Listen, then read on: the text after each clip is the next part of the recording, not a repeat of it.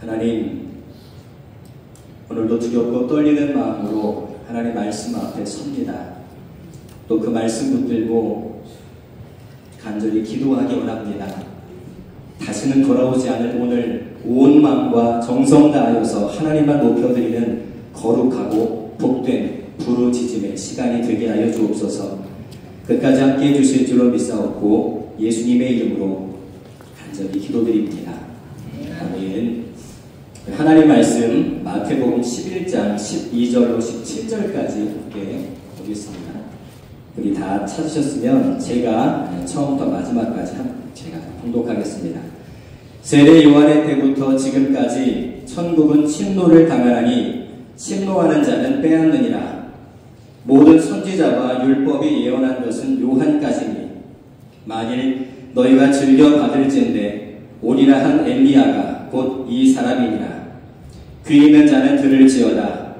이 세대를 무엇으로 비유할까? 비유하건대 아이들이 장터에 앉아 제 동물을 불러 이르되 우리가 너희를 향하여 피리를 불어도 너희가 춤추지 않고 우리가 슬피 울어도 너희가 가슴을 치지 아니하였다 함과 같도다. 아멘. 이따가 예배 말씀 후에 방금 고백했던 예배합니다, 기도합니다, 찬양 다시 한번 했으면 좋겠어요. 이따 고백했으면 좋겠어요.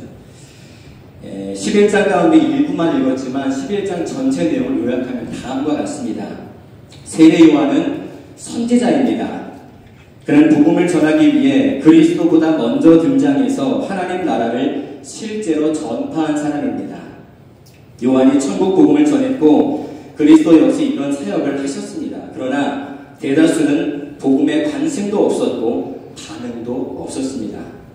마치 요한이 나타난 적 없는 것처럼 그리스도가 이 땅에 온 적이 없는 것처럼 그들은 계속 살고 있습니다. 그런데 그 가운데 복음을 듣고 하나님 나라로 몰려드는 자들이 있었다. 여기까지가 11장 내용의 대략적인 요약입니다.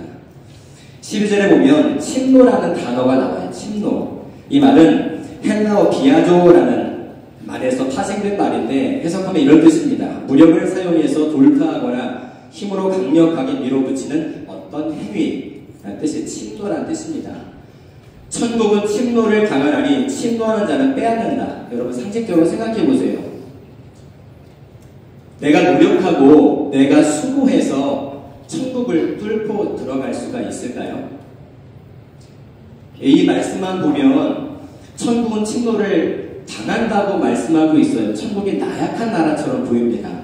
전능하신 하나님의 능력으로 통치하시는 그 나라가 마치 어떤 공격적인 사람이, 저돌적인 사람이 마음만 먹으면 뚫고 들어갈 수 있는 것처럼 본문은 기록하고 있어요. 그런데 전혀 그럴 수가 없다는 거죠. 본문은 하나님 나라에 들어가기 위해서 공격적인 사람이 되라는 말은 결코 아닙니다. 세례 요한의 때부터라는 말이 기록되어 있는데 이 말을 바꿔 표현하면 예수 그리스도께서 공생의 사역을 시작하신 때부터라는 뜻이에요. 그때부터 천국은 어떤 상태로 있는가, 어떤 절박한 사람들에 의해 계속 공격을 당하고 있다. 그렇게 말씀하는 거예요. 복음을 듣고 깨달은 자들은 항상 핍박과 맞물려 살아왔지만 그 가운데서도 하나님 나라에 들어가려고 사력을 다하는 사람들이 역사 가운데 계속 존재해 왔다는 사실입니다. 마태는 당시 그리스도인들이 당했던 핍박과 또 한 가지 신앙을 지키기 위해 사력을 다했던 이 두 가지 측면을 침노라는 단어로 기록을 하고 있어요. 자, 세례 요한이 외쳤던 그때보다 지금 시간이 2000년이 넘게 흘렀습니다. 세례 요한 때도 천국은 도래하지 않았어요. 지금 21세기도 천국은 아직 도래하지 않았습니다. 근데 분명한 사실은 그때보다 지금 2000년 넘게 시간이 흐른 만큼 천국이 우리 삶 가운데 엄청 가까워졌다는 거예요. 오늘 설교 제목을 이렇게 정했습니다. 무감각을 회개하라. 제목이 뭐라고요? 네, 무감각을 회개하라. 본래 조용하고 얌전한 사람이 있습니다. 웬만해서 화를 안 내는 사람이 있어요. 화를 잘 내지 않습니다. 그런데 그 사람이 불이 난 집에 갇히게 됩니다. 상상을 해보세요. 자, 이 사람이 불이 난 집에 갇혔으니 와 불이다, 나 이렇게 죽겠네, 태연하게 죽어갈까요? 평소 성격은 온유하고 침착하고 웬만해서 화를 안 내는 사람이지만 불이 난 상황을 보고 필사적으로 찾을 겁니다. 무엇을 찾을까요? 탈출구를 찾지 않겠어요? 왜요? 살아야 되니까. 우리가 말씀 앞에 얼마나 무감각한지 몰라요. 저 말씀은 저 사람이 들어야지 오늘 그 사람이 공교롭게 안 나왔네요. 근데 그렇지 않아요. 모든 말씀은 하나님이 누구에게 주시는 말씀일까요? 다 항상 나에게 주시는 말씀이에요. 다른 사람 손가락질할 필요도 없고 의식할 필요도 없습니다. 복음을 듣게 되면 내 영혼의 참 심각성을 깨닫는 게 정상적인 그리고 마땅한 태도라는 거예요.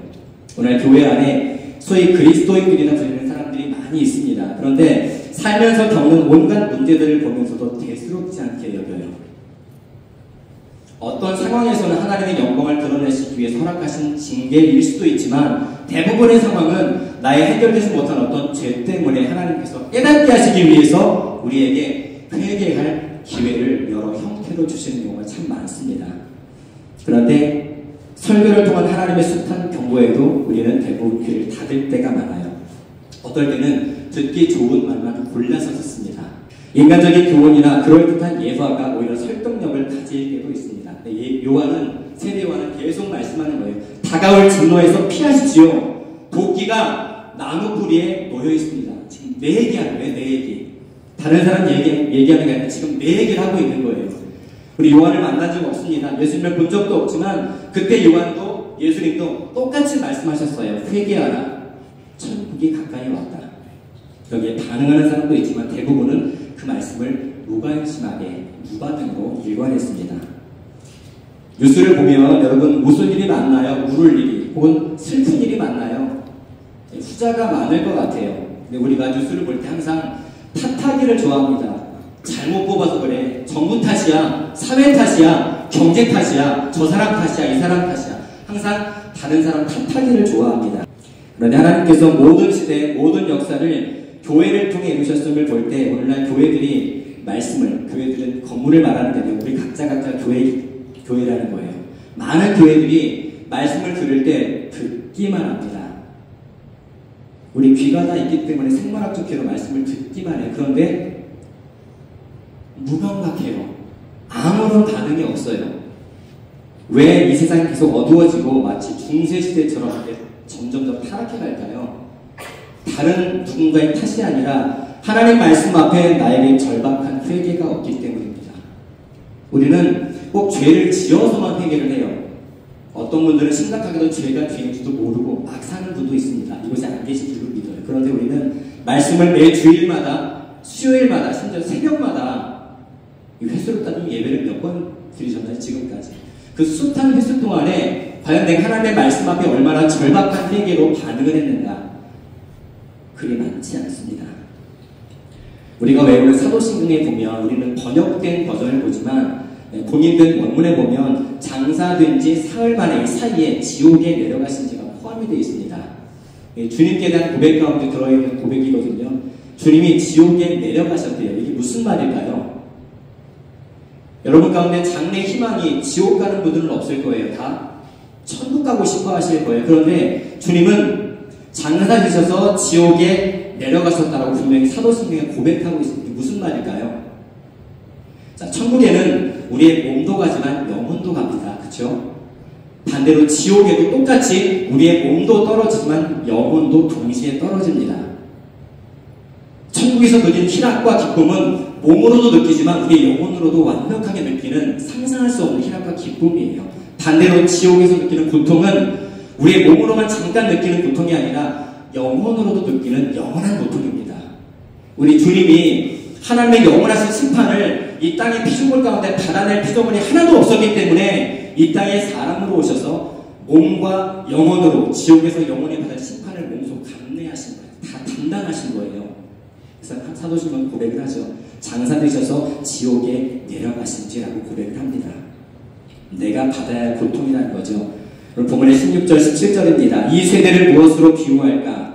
비유하건대 아이들이 장터에 앉아 제 동물을 불러 이르되 우리가 너희를 향하여 피리를 불어도 너희가 춤추지 않고 우리가 슬피 울어도 너희가 가슴을 치지 아니하였다 함과 같도다. 이 상태가 내 상태가 아닌가요? 좋은 말씀을 들어도 별로 즐겁지 않고 고통스러운 말씀을 들어도 별로 슬프지가 않아요. 그래서 말씀의 제목을 제가 무감각을 회개하라 이렇게 정한 거예요. 좋은 소식이든 슬픈 소식이든 예나 지금이나 복음 앞에 절대 다수는 아무런 관심이 없습니다. 그러나 무감각한 무리 가운데 영원한 심판을 깨닫고 유일한 구원자 예수 그리스도를 깨달은 사람들은 하나님의 나라를 얻기 위해서 침노하는 자로 바뀝니다. 천국을 침노하는 자는 무감각할 수가 없어요. 오히려 뚜렷한 특징이 나타납니다. 몇 가지 볼까요? 천국을 침노하는 자들은 항상 나와 하나님과의 관계에 집중합니다. 저 사람과의 관계 이전에 하나님과 나와의 관계를 우선으로 생각해요. 지금 내가 잘하고 있나? 혹은 잘못하고 있나? 여러분들은 하나님과 화평하십니까? 원수관계입니까? 이런 생각 거의 안 해보실 거예요. 그냥 나는 때 되면 적어도 천국은 가겠지. 저는 1시간 반 정도 달려오면서 이 교회를 달려오면서 두려운 마음이 있어요.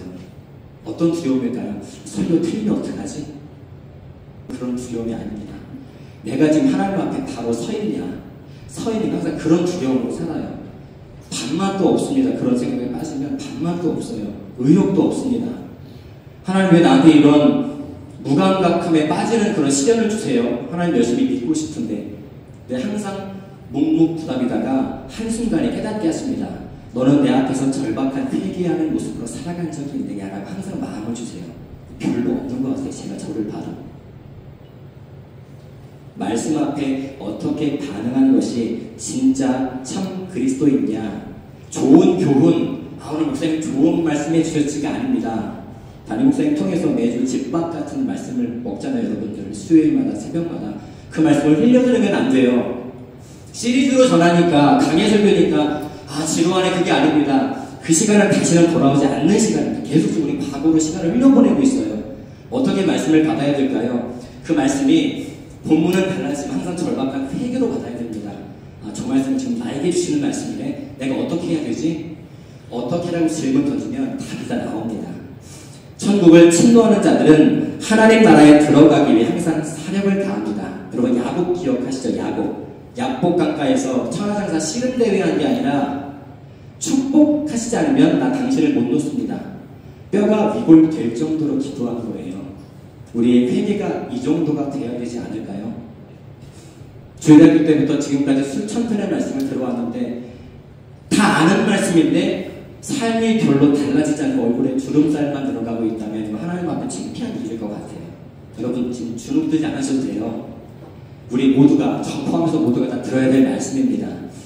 유대인 기독교인들의 샬롬이라는 인사가 있습니다. 샬롬.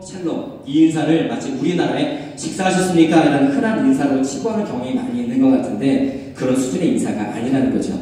치열한 영적 전투 끝에 주어지는 선물과 같은 삶이 바로 샬롬입니다. 샬롬이 평안하라 이런 뜻이잖아요. 평안하라, 평안할지어다. 평안은 언제 어떤 사람에게 주어질까요? 치열한 영적 전투를 이긴 사람에게 주어지는 상태가 샬롬이에요. 샬롬은 전쟁 용어입니다. 그냥 우리가 일본어처럼 평안하세요, 행복하세요, 갓블레스유 이런 말은 그냥 쓰는 게 아닙니다. 어떤 사람에게 갓블레스유가 적용될까요? 지금 영적 전투에 치열하게 임하고 하나님의 은혜 가운데 또 절박한 세계 가운데 승리하는 사람에게 주시는 선물이 바로 샬롬이라는 거예요. 나의 신앙생활이 사력을 다하면커녕 큰 굴곡 없이 고요하고 잠잠하기만 하다면 그것은 참된 평안이 아닐 뿐더러 정상적인 상황이 아닙니다. 말씀 앞에 반응하는 내 태도를 항상 점검하시기 바랍니다. 그 태도가 절박한 회개로 나타나고 있다면 여러분 지금 건강하게 잘 가고 계시는 거예요. 회개하는 게 창피한 게 아니라 회개해야 함에도 불구하고 감추고 하지 않는 게 더 부끄러운 거예요. 또한 천국을 침노하는 자들은 설교를 통해 선포된 책망을 기꺼이 받습니다. 디모데후서 3장 16절에 보면 모든 성경은 하나님의 감동으로 된 것으로 교훈과 책망과 바르게 함과 의로 교육하기에 유익하다라고 말씀하고 있어요. 자, 교훈은 받을 수 있을 것 같아요. 교훈. 네, 책망은 좀 여러분 하나님의 말씀은 이 모든 기능들이 다 있는 거예요. 교훈도 받고 책망도 받을 줄 알아야 됩니다. 어릴 때부터 집에서 오냐오냐 자란 자식들이 커서 보면 다 그러진 않겠지만 정말 막무가내일 때가 많습니다. 막무가내예요. 분명히 기독교 집안인데도 어릴 때부터 온실에서 자라면 감당이 안 될 경우가 많습니다. 때로는 회초리도 들어야 돼요. 나중에 커서 보니까 그때 그 회초리 한 번이 나에게 큰 약이었어요. 여러분들은 항상 하나님의 말씀을 교훈이든 책망이든 훈계든 꿀처럼 달게 받으시기 바랍니다. 그 말씀이 나의 영혼의 피와 살이 되는 말씀이기 때문에 그래요. 천국을 침노하는 자는 하나님께 돌아가서 죄를 솔직하게 자복하고 회개합니다. 그리고 영육이 살기 위해서 말씀을 경청해요. 그럼 마음이 지금 활짝 열렸으면 좋겠습니다. 그래서 어떤 말씀이 들려도 저 말씀은 내게 주시는 말씀이지 아멘으로 화답했으면 좋겠어요. 성경은 끊임없이 촉구합니다. 잘못이라 생각되면 떠나라. 세상 풍조를 따랐던 가치관을 버려라. 너는 내게로 와서 나를 따르라. 누구를 따르라는 거죠? 예수 그리스도를 따르라는 거예요. 침노하는 자들은 성경의 끊임없는 촉구에 실제로 순종할 준비가 되고 실제로 순종도 합니다. 그래서 하나님의 영원한 심판으로부터 내가 구원받았다는 확신이 들 때까지 쉬지 않습니다. 성경이 기록하는 하나님의 백성들, 말씀 앞에 하나님의 심판을 직감했을 때 구원을 확신할 때까지 날마다 성경을 읽었고 어떤 말씀이든 달게 받으며 회개 가운데 자기를 끊임없이 점검했던 사람들이 성경이 가르치는 성도입니다. 오늘날의 성도와 성경이 가르치는 성도는 차원이 다른 거예요. 지금은 성도 그러면 직분이 아직 없는 분들을 이렇게 부르는 경향이 있는데 성경이 말하는 성도는 제자란 입꼬리입니다. 사도 수준이었어요. 우리가 사도는 아니지만 하나님의 말씀을 날마다 받는 그리스도인으로서 말씀 앞에 어떻게 반응해야 되는가. 항상 일상이 회개요, 일상이 예배가 되어야 합니다. 욥이 그런 고백을 해요. 항상 이런 습관이 있었습니다. 우리 아들들이 마음으로 하나님을 욕되게 하지 않았을까? 그래서 항상 회개했습니다. 항상 예배했어요. 욥이 자신이 지은 죄가 아닌데 아들들이 혹시 드러난 죄가 아니라 마음으로 지는 죄가 있을 것 같아서 항상 하나님 앞에 회개하고 제사를 드렸던 욥의 삶이 이제 그 옛날 욥의 이야기가 아니라 우리 모두의 삶이 되어야 합니다. 내가 아무리 잘하는 것 같아도 말씀을 잘 묵상하다 보면 사실 잘못한 것밖에 생각이 안 나요. 잘한 것 같은데 말씀을 묵상하면 회개할 것밖에 생각이 안 납니다. 성경은 이렇게 말씀하죠. 빌립보서 2장 12절입니다. 항상 복종하여 두렵고 떨림으로 너희 구원을 이루라. 이 땅에서 예수 믿음으로 이미 구원받은 사람들에게는 당황스러운 말씀입니다. 구원을 또 받으라고? 또 이루라고? 이게 무슨 말씀일까요? 이 땅에서 말씀을 듣고 믿음을 선물로 받아 구원받는 건 맞습니다. 근데 진짜 구원은 천국에서 완성돼요.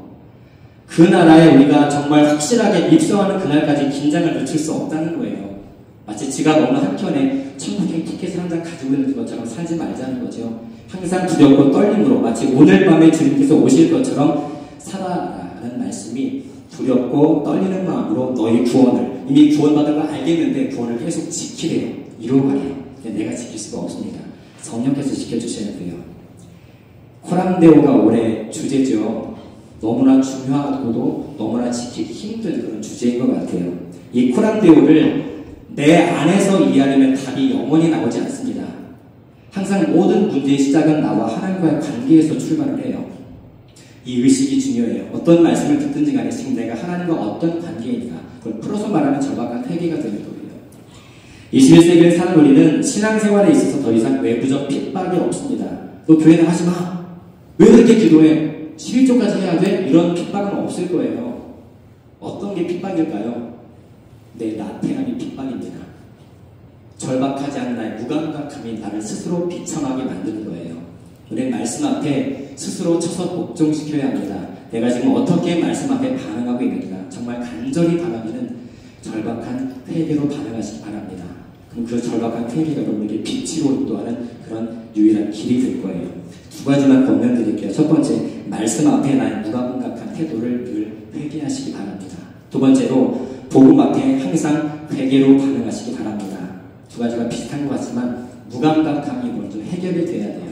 그리고 복음 앞에 듣기 좋든 혹은 책망 같은 듣기 싫은 말씀이든 간에 항상 회개로 여러분이 일관하시는 그런 그리스도인이 되었으면 좋겠습니다. 절박한 회개의 삶, 오직 성령께서 가능케 하시기 때문에 성령 의지에서 말씀 앞에 무감각한 내 신앙 날마다 깨트리고 참된 회개 가운데 진정한 회복을 누리시기를 주님의 이름으로 간절히 또 정말 간절히 축복합니다.